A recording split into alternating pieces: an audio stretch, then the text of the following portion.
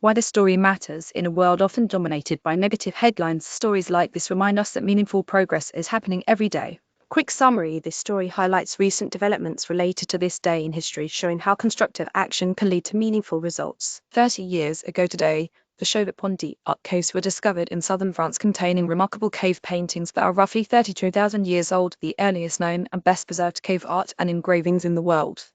The site, located on a limestone cliff above the former bed of the Ardèche River, was first explored a few months after an opening in the Chauvet Cave was discovered.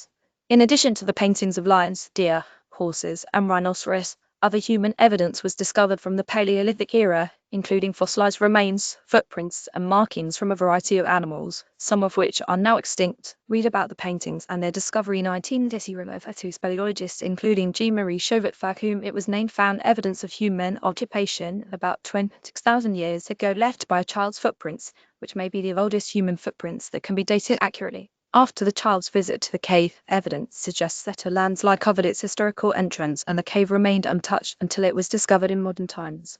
Would you like to read more good news about this day in history and on this day? From the virtual tour at archaeology.culture.fr, the soft clay-like floor of the cave retains the paw prints of cave bears along with large, rounded depressions that are believed to be the nests where the bears slept. Fossilized bones are abundant and include cave bear skulls and the horn skull of an ibex. The set of child's footprints was alongside a wolf or dog walking next to it, suggesting the origin of the domestic dog could date before the last ice age. Alcove of the Lions, archaeology.culture.fr, hundreds of animal paintings have been catalogued, depicting at least 13 different species, including predatory animals like leopards, bears, and cave hyenas, along with a few panels of red ochre handprints and hand stencils made by blowing pigment over hands pressed against the cave surface. Handprints and red rhino, archaeology.culture.fr, the artists who produced these paintings used techniques rarely found in other cave art. Many of the paintings appear to have been made only after the walls were scraped clear of debris and concretions, leaving a smoother and noticeably lighter area upon which the artists worked.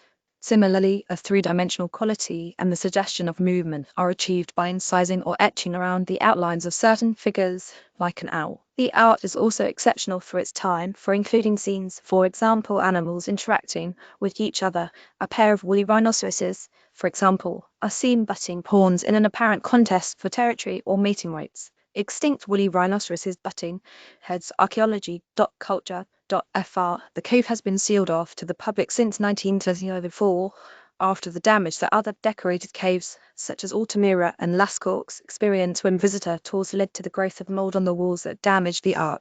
A facsimile of Chauvet Cave is open to the public. Opened in 2017, it is the largest cave replica ever built, and the artists reproduced full-size in a condensed replica of the underground environment. A few kilometers from the actual cave, in a circular building above ground, visitor senses are stimulated by the same sensations of silence, darkness, temperature, humidity, and acoustics. And now anyone can take a virtual tour of the cave made from 3D imagery at archaeology.culture.fr. Chauvet. 1934. For more good news on this date, slavery was officially banned in the United States as the 13th Amendment to the Constitution was ratified by 2/3 of states, with Georgia putting it over the top of the 1965 teacher Cossy's ballet The Nutcracker premiered in St. Petersburg, Russia, and although the production was not originally a success, the music and dance enjoy enormous popularity today. On the 1864 Niger's Republic Day celebrates becoming autonomous. 1982, the 8 Dr. Seuss as How the Grinch Stole Christmas aired for the first time on television. 1932, Scotland was granted its own parliament, its first one in 2 centuries. 1934, an environmental activist, Julia Butterfly Hill, climbed down the ancient redwood in Humboldt Co. Caliph, where the tornado lived for 2 years, so in 8 days to protest logging plans to cut the forest, and the tree is still standing today. 1961, when the 2009 United Nations Climate Change Conference held in Copenhagen, Denmark, closed with the signing of the Copenhagen Accord. 2009 happening on my birthday, Steven Spielberg, one of the most popular and successful movie producers in film history. Bullied as an Orthodox Jew growing up in Phoenix, Arizona, Spielberg made adventure films with his father's 8mm movie camera, and at 16 wrote and directed his first independent film. He's now the highest-grossing director in history, with revenues from all Spielberg-directed films exceeding $9 billion worldwide.